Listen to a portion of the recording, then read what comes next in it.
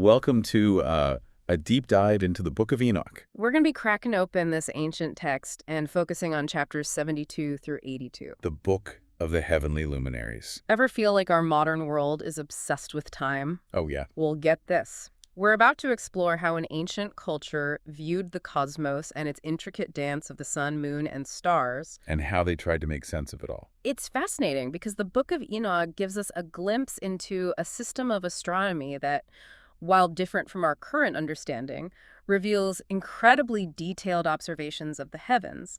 It really highlights how humans have always sought to understand their place in the grand scheme of the universe. It's like they were looking up at the same sky, but seeing it through a completely different lens. Exactly. Take, for example, the sun's movement. Chapter 72 describes the sun passing through 6 portals in the heavens. 6 portals. So it's not just about sunrise and sunset. There's a whole system of celestial pathways they envisioned. Precisely. And what's remarkable is the author's attention to detail. They don't just mention these portals, they meticulously record observations about the changing lengths of day and night as the sun travels through each portal. It's like their version of an astronomical almanac. They were really trying to track these movements precisely. Do you think they had a specific purpose for being so detailed? Like maybe for agriculture or religious rituals? That's a great question. And while the text doesn't explicitly state their reasons, it's highly likely these observations serve multiple purposes. Accurate timekeeping was essential for various aspects of life, from planting and harvesting to religious observances. For example, the text notes that in a specific portal, the day lengthens each morning until it's longer than the night by a ninth part. This kind of precision suggests a deep connection between their observations and daily life. It makes you realize how vital understanding those celestial patterns was for them. We take our calendars and clocks for granted, but they had to rely on close observation and careful calculations. And speaking of calendars, the Book of Enoch lays out a 364-day calendar system in chapter 74. Now, this is where it gets really intriguing, doesn't it? Absolutely. It's a testament to their sophisticated understanding of celestial cycles. They weren't just observing, they were actively seeking to reconcile the lunar and solar cycles into a cohesive system. I'm trying to wrap my head around that.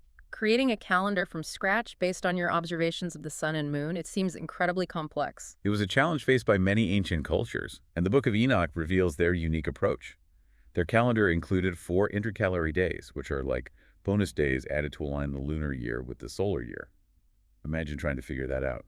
They were dealing with concepts that still challenge modern calendar systems. It really makes you appreciate the ingenuity of these ancient astronomers, right? They were grappling with these big cosmic puzzles using just their eyes and minds. But it wasn't just about the sun and moon, was it?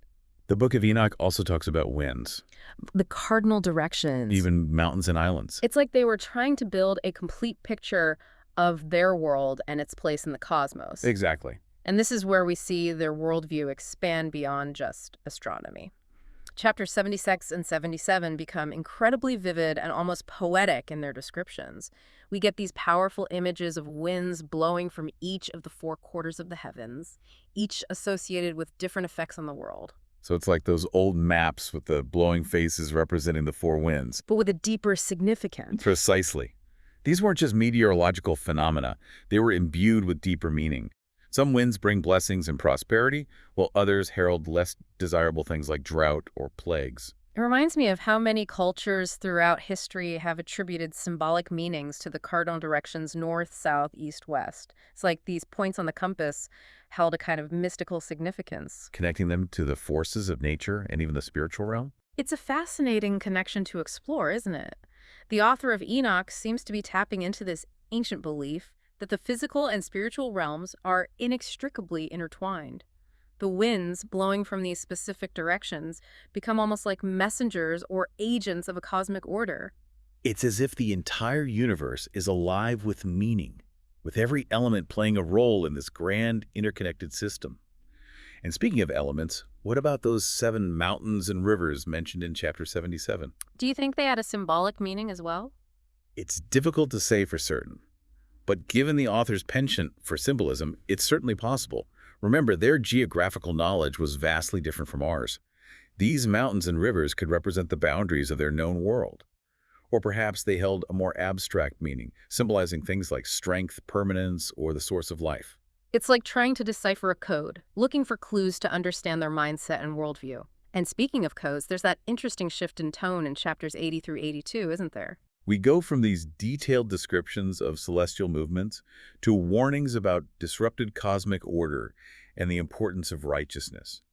It's almost as if the author is saying, pay attention, this is serious stuff. You've hit on a crucial transition in the text.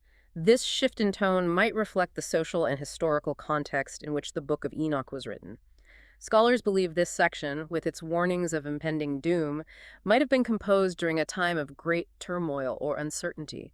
It's like they're looking at the state of the world around them and seeing it reflected in the heavens. So instead of just a neutral description of the cosmos, it becomes more of a moral message. Like they're saying if we don't get our act together down here, it's going to have cosmic consequences. That's a powerful way to put it. Right. The author seems to be suggesting that human actions have consequences that reach far beyond our immediate understanding. Moral decay, injustice, straying from the path of righteousness. These things can disrupt the very fabric of the cosmos. It's a sobering thought, isn't it? It really is. It makes you think about the interconnectedness of everything, how our actions might have ripple effects we can't even begin to comprehend. It's both awe-inspiring and a little bit terrifying, but it sounds like there's also a message of hope in there, right? The idea that righteousness can restore that cosmic balance. Exactly. The author doesn't leave us in a state of despair. Instead, there's a strong emphasis on the importance of wisdom, justice, and living a virtuous life. So it's not just about fearing cosmic punishment, but about striving to live in a way that maintains that harmony between heaven and earth. But It's a reminder that we have a role to play in upholding that balance. precisely. And that brings us to the final verses, where the author offers a message of hope, emphasizing the blessings that await the righteous. It's a reminder that even amidst warnings of chaos and uncertainty, there's a promise of reward for those who choose the path of goodness. It's almost comforting in a way, isn't it? Even thousands of years ago, amidst all this talk of cosmic order and potential chaos, there's this enduring belief in the power of good. It makes you wonder if they saw that connection to righteousness as something empowering a way to take control of their destiny, at least to some extent. What do you think? It's a compelling thought, and it speaks to the enduring human need to find meaning and agency in a world that often feels beyond our control. The Book of Enoch, while presenting a very different cosmological picture than our modern understanding, taps into that universal desire for order, purpose, and a connection to something greater than ourselves. It certainly gives you a lot to chew on, doesn't it? We've journeyed through ancient astronomy, deciphered intricate calendars, and grappled with the concept of cosmic and moral order, all within these few chapters of the Book of Enoch. It's amazing how much depth and complexity they tacked into their understanding of the universe. It's a testament to the power of human curiosity and our constant striving to understand the world around us. The Book of Enoch, even though it's not part of the canonical scriptures, offers us this incredibly valuable window into a different way of seeing the cosmos, a way that profoundly connected the heavens and human behavior. It makes you realize that while our scientific understanding has evolved tremendously over the centuries, the fundamental questions remain the same. What is our place in the universe? What does it mean to live a good life? And are those two things connected in ways we may not even fully grasp? It's humbling, isn't it? And it reminds us that even with all our modern knowledge, there's still so much we don't know.